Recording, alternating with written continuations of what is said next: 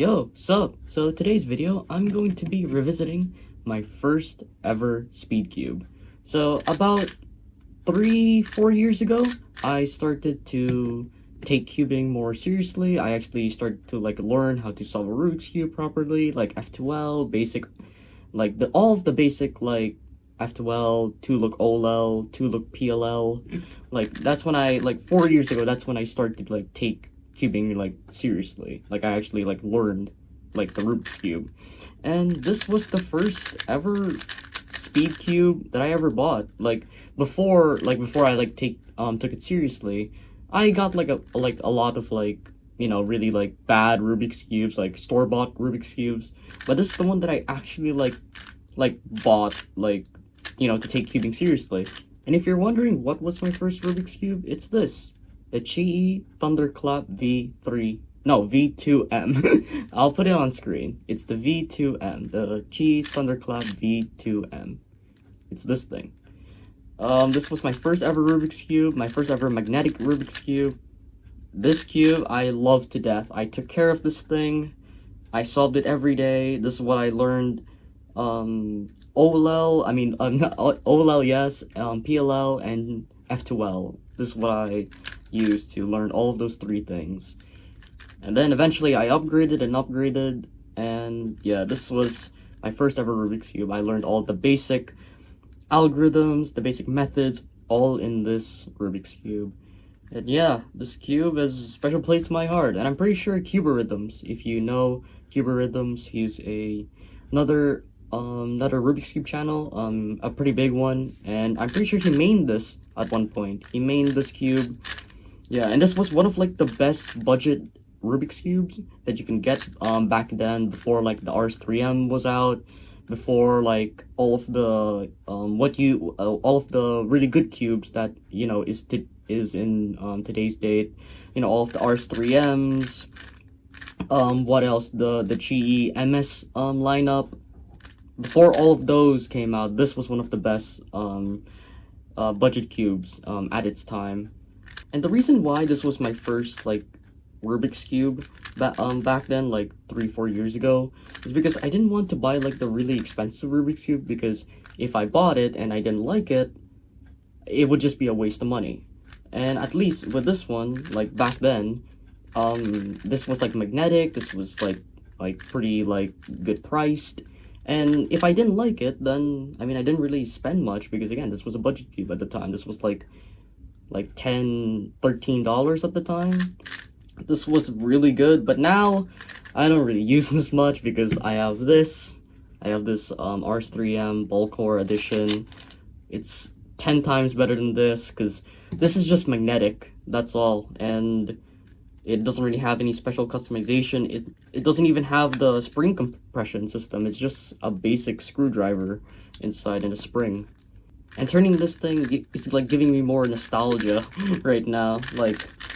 Oh my goodness, it is so heavy now. It's so slow. And I'm pretty sure while I was cleaning this cube, one of the corners, I'm pretty sure it's this corner right here. Hold on, it's this corner right here. Hold on, I'm gonna zoom it in the video. This corner right here, I'm pretty sure it's no longer magnetic. I'm pretty sure, because one of the sides of this corner, the magnetic force isn't connecting anymore to the other pieces. That's how old this cube is. So yeah, man. So I'm just gonna do a basic average of 5, and yeah, that's basically the story. This is the cube that started it all for me. And yeah, I'm just gonna do an average of 5. I don't know what the goal is. I don't think I can get a sub 10 solve, because I'm really out of touch with this cube. I haven't turned this cube in years, probably. Yeah, it's been years now since I touched this cube.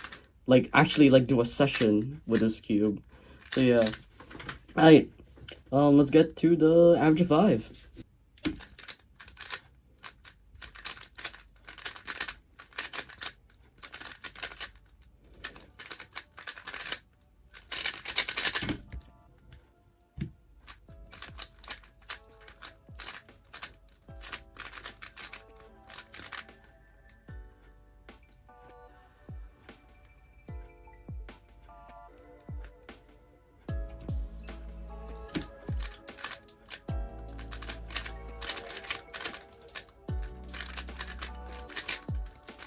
Oh my goodness.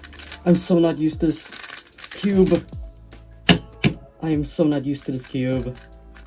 I forgot, like, even though this cube has magnets, it's quite weak, and like, there's no ball core, by the way. There's no ball core inside of this thing, inside of this cube, because, again, it's an old cube.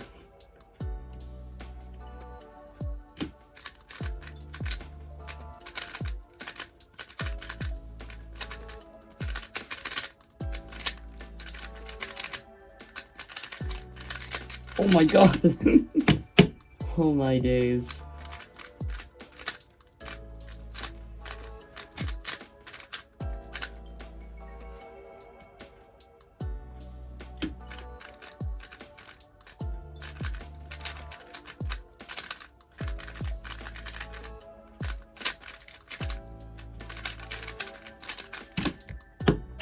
Oh my gosh. The problem about this cube is that also the problem about this cube is that if I turn too hard, the corner cutting isn't good enough for it to correct my turning. And if I turn too gently, like if I turn too lightly, it's so heavy that it wouldn't complete like a turn.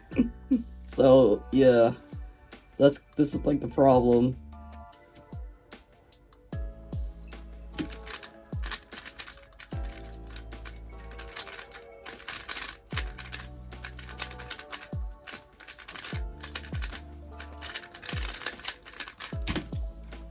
Oh my gosh, this average is a mess. I got one 10-second solve, I got an 11-second solve, I got a 12-second solve, and two 11s following. This was such a mess. I knew when I got the 10, my first solve, the 10.18, I knew it was a fluke. That's why I didn't react, because I knew it was a fluke. When I practiced with this cube, I only got like one solve that was like under 10 seconds, and it was a good scramble. Oh my goodness. So yeah, this was my first ever cube. Quite interesting that, you know, I came back to it and I you know, solved it for the first time in like a couple years. Yeah, but it's super nostalgic though.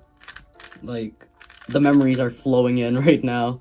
So yeah, if you guys enjoyed this video, be sure to like, subscribe, and, you know, like, again, what was your first ever Rubik's Cube? Comment down below. Alright, peace.